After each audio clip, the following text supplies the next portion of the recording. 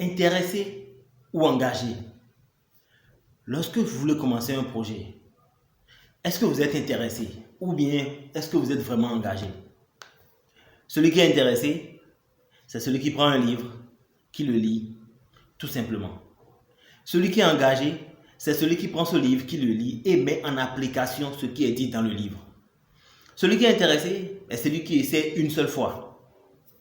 Après l'échec, il abandonne. Celui qui est engagé est celui qui reprend encore et encore en corrigeant à chaque fois ses erreurs jusqu'à ce qu'il aboutisse à son résultat. C'est aussi pareil dans les relations d'amour.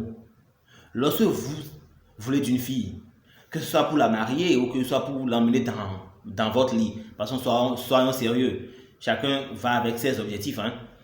Vous êtes toujours engagé.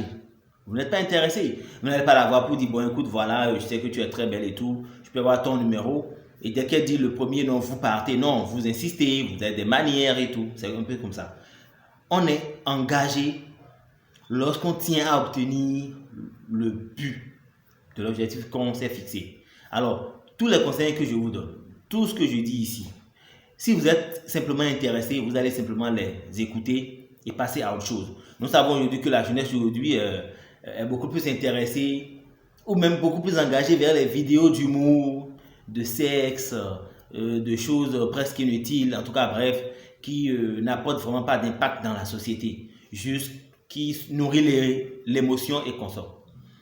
Mais pour ceux-là qui tiennent encore à réussir dans la vie, à pouvoir briser, comment on appelle, toutes les appréhensions de la société, devraient être engagés.